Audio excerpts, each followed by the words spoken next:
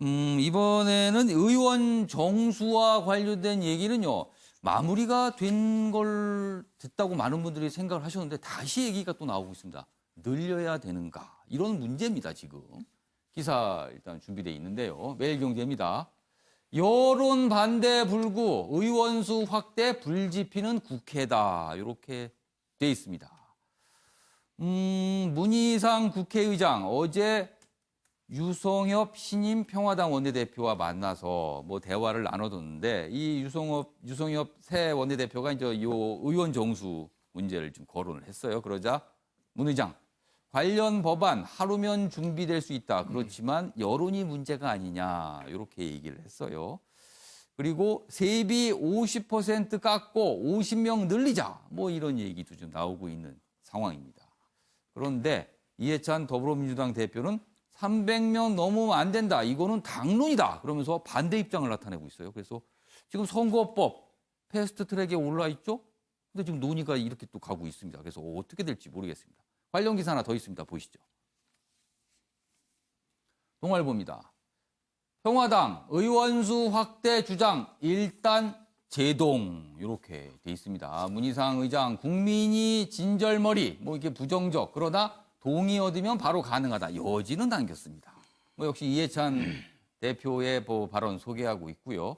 패스트트랙 연대 균열 차단 나선 거 아니냐. 뭐 이런 얘기도 있습니다. 자, 그럼 여기서요. 요 의원 정수 문제를 거론하신 분이 있습니다. 민주평화당 뭐 여러 가지 저희가 전화 연결 준비돼 있는데요. 그 전화 연결에 앞서서 어제 상황 영상으로 먼저 확인하고 이어가도록 하겠습니다. 완전한 연동형 비례대표제로 가기 위해서요. 50% 세비 감축을 21대 총선 공약으로 내세우고 한 50명 정도 늘렸으면 좋겠어요. 국회가 신뢰를 받을 때 이렇게 결정을 해서 합의를 하면은 박수 치지만 그렇지 않을 때는 그냥 바로 그냥 욕이 나온단 말이에요. 자, 신뢰를 가지면 이제 아까 말한 대안도 얼마든지 가능해요. 합의만 한다면. 합의가 전제되는 거고 의장이 뭐 동용한다고 된 것도 아니고 의장. 정수 확대는 저희는 분명하게 당론으로 정리를 했습니다. 300인 넘지 않는다고. 그리고 국민 여론조사를 봐도 압도적으로 다수가 300인을 넘어서는 안 된다는 여론을 가지고 있기 때문에 300인 정수는 지켜져야 된다고 생각을 하고요. 실제로 뭐 세비를 줄여서 의원 숫자를 늘리자 뭐 그런 주장도 하는데 지금 국민들이 얘기하는 건 세비를 줄이라는 얘기가 아니고 권한이 있는 의원 숫자를 늘리지 말아라 그런 뜻이거든요. 그렇기 때문에 그 당론으로 이미 확정을 했다는 말씀을 드리고. 네. 자, 민주평화당의 새 원내 사령탑이죠. 유성엽 원내대표 전화로 연결돼 있습니다. 유 원내대표님 나와 계시죠? 예, 안녕하세요. 예, 우선 뭐 원내대표 취임하신 거 축하드립니다. 예, 감사합니다. 예. 자, 그러면은 이 의원 정수 문제 본격적으로 제가 지금 질문을 드려볼게요. 예. 당선 이후에 바로 뭐 기자들 앞에 여러 가지 설명을 하셨어요. 그리고 의원들 앞에 설명하신데 그 내용이 몇 가지가 이제 굉장히 귀를 잡습니다. 그 중에 한 가지가 패스트트랙에 올라간 현재 선거법 개정안 이대로 논의가 이루어진다면 부결시킬 수밖에 없다는 입장을 밝히셨어요. 그러면서 의원 숫자를 늘릴 필요가 있다라고 주장을 하셨는데 어떤 이유에서 그런 말씀을 하신 거죠? 지금 현재 그 300명으로 고정을 하고 그 지역구 225석, 비례대표 75석으로 가는 것은 이게 완전한 연동형 비례대표제가 아닌 그 반쪽짜리입니다. 일단은. 그러고 지금 지역구가 한 28석이 그 줄게 되기 때문에 특히 이것은 그 지방 중소도시들의 그 줄어드는 것이 심하거든요. 이것은 어떤 지방의 대변을 침해해서 그 소망스러운 국토의 균형 발전에도 그 역행하는 그런 문제들이 있기 때문에 또 현실적으로 현역 의원들의 어떻든 그런 자리에 큰 영향을 주기 때문에 뭐 부결을 시킨다라기보다는 부결될 수밖에 없습니다. 이 상황은. 아, 부결시키는 게 그래서- 아니라 아예 부결될 수밖에 없다라고 지금 상황을 보시는 거네요. 그렇습니다. 그렇게 저는 판단을 하고 있습니다. 그래서 어떻든 연동형 비례대표제는 우리나라 정치개혁, 정치발전을 예. 위해서는 반드시 도입돼야 할 제도이기 때문에 예. 불가피하게 한 50석 정도를 늘렸으면 좋겠다. 이제 이런 뜻인데 예.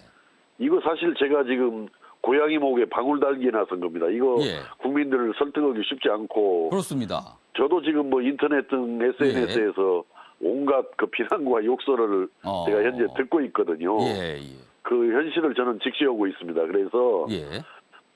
세비를 일단 50% 정도 감축을 하자. 예.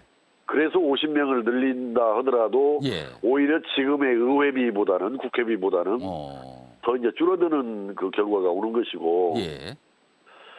또 이 세비 50% 감축뿐만 아니라 어떤 그동안에 많은 지적을 받아온 그 포함해서 기득권, 예. 특권 좀 과감하게 더 내려놓고 또 국민 소환제 같은 걸 도입해서 정말 좀 문제가 있다라는 의원들은 국민들께서 예. 거둬들이는 이런 것들을 좀 한번 제시하고 또 국민들과 대화를 해서 제대로 된 연동형 비례대표제를 도입하는 것이 현실적으로 가능하게 하는 일이고 예. 예.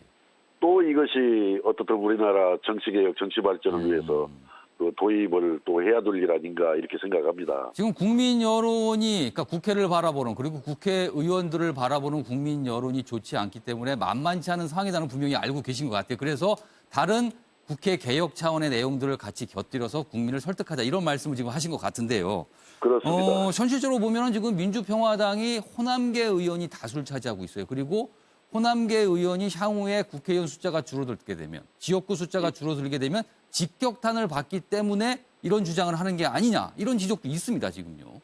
뭐 사실 뭐 그런 점도 인정합니다. 인정하는데 지금 현재 만약에 현재 패스트트랙에 올라탄 그 선거제 방안대로 확정이 되면은 대개 영남에서는 한 8석이 줄어들고 호남에서는 한 7석 정도가 줄어들 것이다 이렇게 되는데 그 영남의 전체 의석, 호남의 전체 의석을 감안해서 보면은 또 호남 지역의 그 감소는 그 비중 이것이 큰 편이죠. 거의 같은 숫자가 줄어드는데 지금 호남이 영남의 한 절반 정도밖에 안 되잖아요. 그러니까 호남의 타격이 굉장히 큰 부분이 있기 때문에 이것은 좀 지역 균형이라든지 좀 그 비례성 같은 걸 좀 감안했을 때 뭐 호남의 큰 타격을 우려하지 않을 수 없는 거죠. 알겠습니다. 그런데요, 문제는요, 여당과 제1야당, 일단 의원 정수 늘리는 부분에서 굉장히 부정적입니다. 방금 영상에도 봤지만 이해찬 더불어민주당 대표는 300석 유지가 당론인데 무슨 소리냐, 이렇게 얘기를 했고요.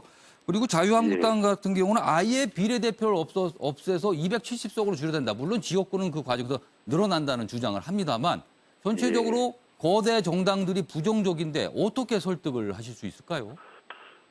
그러니까 이게 지금 그 패스트트랙에 넣었기 때문에 이제 자유한국당도 동참할 수밖에 없으리라 이렇게 생각이 되고 또 과거에 자유한국당도 분권형 개헌이 된다면은 뭐 연동형 비례대표제 검토할 수 있다라는 뭐 좀 그렇게 뭐 진정성이 많이 실린 발언이라고 봐지진 않지만은 그래서 이제 어떻든 자유한국당이 협상 테이블에 올라온다면은 그런 어떤 원포인트 개헌까지를 연계해서 한번 설득을 해나갈 수 있다라고 봐지고 뭐 민주당이 뭐 당론으로 300석을 정했다라고 하는데 그 당론을 고수하면은 그 연동형 비례대표제라는 그런 개혁 또 정치 발전을 위한 우리 노력들이 무산이 된다는 점도 민주당에서 저는 감안을 해야 된다라고 생각합니다. 그러니까 현실적으로 좀 거대 정당의 주장을 파고들 여지가 있다라는 좀 말씀으로 들리는데요.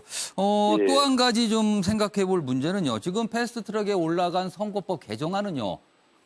민주평화당의 전임 원내대표가 동의하고 합의한 내용 아닙니까? 그럼 결과적으로 그 합의 내용을 번복했다라는 지적을 또 받을 수가 있는데요. 아니요. 그렇지는 않습니다. 합의 내용을 번복한 건 아니고 우리 그 당시 민주평화당 그 의원총회에서 그 추인하는 과정에서도 많은 그런 의견들이 나왔어요. 제가 지금 말씀드리는 그런 그 내용과 같은 많은 의견들이 나왔지만은 일단 패스트트랙에다 집어넣어야만이 자유한국당을 협상 테이블에 끌어낼 수 있을 것이다.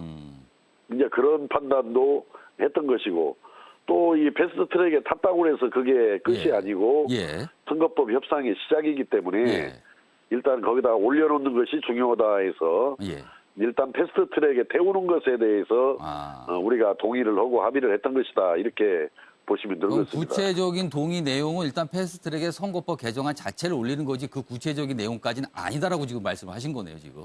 그러면 그건 하나 논의의 시작으로 우리가 의미부여를 하고 이제 올려놨던 겁니다. 거기다가. 알겠습니다. 자, 마지막 질문이 될 것 같습니다.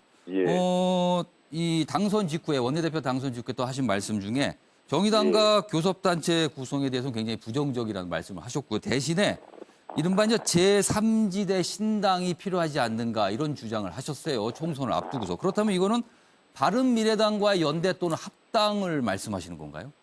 예. 그럼 향후에 민주평화당은 바른미래당과 합칠 가능성이 있다 이렇게 보시는 겁니까 지금? 저는 뭐 이렇게 생각합니다. 정의당과 교섭단체 구성은 현실적으로 지금 우리 당의 14분 의원님들의 각각의 의견을 확인해 보면은 쉽지 않아요. 한 명만 반대해도 불가능한 일입니다. 이게 자체가. 그래서 이런 불가능한 일에 너무 매달리기보다는 좀 앞으로 나가야 하는데 어떻게 나가야 할 것인가. 근데 현재 보면은 그 제3 세력들 아주 사분오열되어 있는 상태입니다. 지금. 그 사분오열이라는 의미 뭐 다 이해하시겠죠? 그래서 뭔가 이 사분오열된 제3 세력들을 추스르고 정비하지 않으면은 다 같이 공멸이다. 저는 이렇게 생각을 하고 뭐 꼭 바른미래당과 합친다 이런 의미보다는 제3지대를 이렇게 좀 전열을 정비하는데 동의하는 사람들은 거기다가 묻고 또 외부에 또 새로운 정치권 밖에서 또 좋은 분들도 영입도 하고 해서 제3지대를 좀 튼튼하고 넓게 건설하는 것이 내년 총선을 앞둔 기본적인 하나의 출발이다. 이것은. 그러면 오늘 말씀을요. 그 바른미래당을 향해서 제3지대로 가자는 거를 제안했다. 이렇게 봐도 되겠습니까? 오늘 뭐 바른미래당도 아마 의원총회를 통해서 원내대표 선출이 있을 것입니다. 이제 원내대표가 이제 선출이 되고 나면은 저도 바른미래당과 공식 비공식적으로 대화를 해나가면서 한번 그런 길을 모색을 해보는데 여기에서 중요한 것은 그겁니다. 현재 바른미래당 유승민 전 대표 같은 경우는 보수와 중도까지만 가겠다라는 그런 입장을 고수하고 있잖아요. 근데 이것은 당초 우리가 국민의당을 만들 때 개혁적 보수, 중도, 합리적 진보가 함께 간다. 이제 이런 것을 거부하는 일이기 때문에 이제 바른미래당에서 거기에 대한 어떤 판단을 해야 될 것이고 뭐 어떤 입장을 정리해야 될 것이라고 생각합니다. 알겠습니다. 오늘 뭐 몇 가지 중요한 말씀을 하신 것 같아요. 자, 오늘 말씀은 여기까지 듣겠습니다. 지금까지 유성엽 민주평화당 원내대표였습니다. 감사합니다. 예, 감사합니다. 자, 오늘 뭐 중요한 몇 가지 얘기했는데요. 뭐 바른미래당과의 관계는 아마 이제 진행이 될 것 같습니다. 뭔가 오늘 보니까 말씀하신 게 이제 공식적이는 아니지만 또 제안을 구체적으로 하신 것 같아요. 그 얘기는 뭐 추후에 좀 논의해보고요. 오늘은 의원 정수 얘기 뭐 간단하게 좀 해보겠습니다. 시간이 벌써 빠르게 갔네요. 자, 정은갑 의원께서 간단하게 의원 정수 부분은 어떻게 좀 보세요? 현실론에 따른 것이죠. 방금 얘기했듯이 유 대표가 그 28석 줄어드는 데서 전체 25%입니다. 그러니까 호남에서 7석이 줄어들기 때문에 그 점을 염두에 둔 것으로 이해가 됩니다. 근데 그 유 대표는 이제 세비 인하를 얘기를 했습니다. 근데 국민들 입장에서는 그거는 상당한 꼼수다. 오래전부터 그 같은 얘기를 합니다. 그러니까 이해찬 대표가 잘 지적을 했습니다. 그러니까 소위 말해서 권한. 예를 들면 그런 어떤 국가의 국회 생산적이지 못한 일이라든가 어떤 특권을 내려놓는 이런 점에 대해서 뭔가 입장을 냈으면 좀 상당히 설득이 있어 보일 텐데 뭐 단순히 그 세비 정도를 낮추고 뭐 의원을 증원한다는 데서 과연 국민들이 얼마나 그 부분에 대해서 동의할지 저는 뭐 의원을 늘릴 수 있다고 봅니다. 그러나 1년의 전개 과정에서 여론 흐름을 상당히 볼 거예요. 그리고 그 안에서 그렇다면 뭐 특권으로 여러 지적되는 문제들에 대해서 어떻게 할 것인지, 그다음 국회 운영 문제는 어떻게 할 것인지 그 같은 점이 사실은 뭐 이제부터 어떻게 보면 본 논의의 시작이라고 저는 이해가 됩니다. 뭐 의원 정수 부분은 글쎄요. 이게 여론에 사실 달렸습니다. 근데 아직까지는요. 국회와 국회의원을 바라보는 여론이요.